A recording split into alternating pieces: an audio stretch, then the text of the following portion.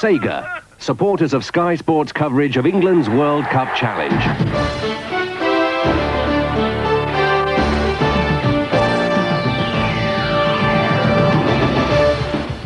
We were in Oslo for England's most crucial game since the World Cup semi-finals. They faced a Norwegian side who knew that victory would take them to the United States and send this pretty city into raptures. And remember the warning that Norway handed out when they came to Wembley last October? Goal!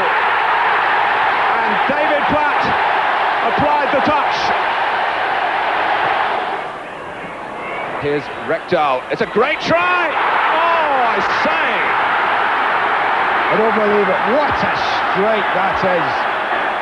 What a night. The stakes couldn't have been higher, and the first word from Norway was some sensational team news. Match commentators Andy Gray and Martin Tyler. Well, Norway have never known such a prominent position in the World Cup as far as qualification is concerned. They built a basis to go to the United States. 9 points out of 10 so far. England, 9 points out of 12. And I must say, the Norwegian side absolutely brimming with confidence. How will England perform? They rode their luck in Poland. Graham Taylor's talk of headless chickens on a night when the manager's half-time rhetoric made a few ears burn in the dressing room. Norway's coach, Egil Olsen, is a national hero, but he's surprised the country by naming Lars Bohinen, who was not in his original squad, in the team in place of the injured Minnie Jakobsen. 3 others didn't start the match at Wembley in October.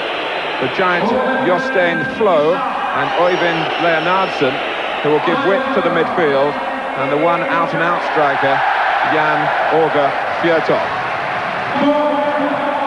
Familiar names there from England's Premier League, like Erik Thorstvedt, of course, who's playing his first game since Easter Monday, when he broke a finger playing for Spurs at Nottingham Forest.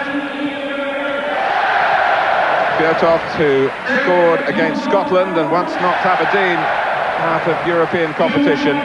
Rekdal, who produced that bolt from the blue at Wembley. And Bohinen, the surprise selection.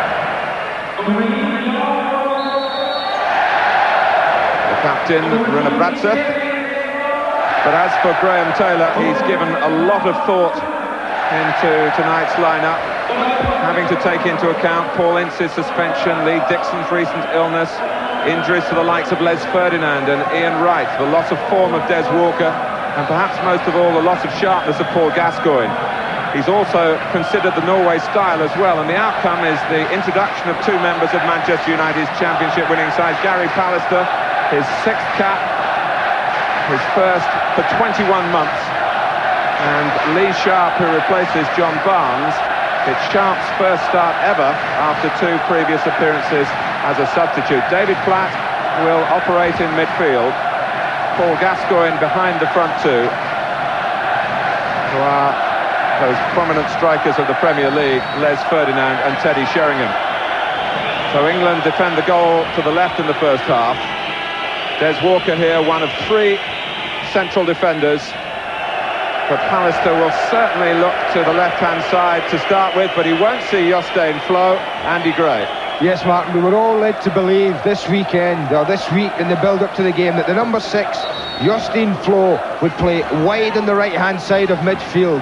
They were indicating all week that they were going to be looking for the left-back area and Stig Bjorneby to be firing diagonal balls on top of Tony Dorigo, who they thought were playing. They've started the game off totally different.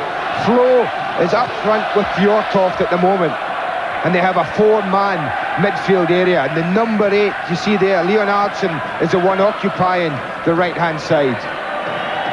Flo at the moment just tucking back down the left, where it might just be a straight swap, having seen the selection for England. And Graham Taylor did tell me that Gary Pallister would be switched across as well, and there's a bit of an inquest going on in the back line as we look.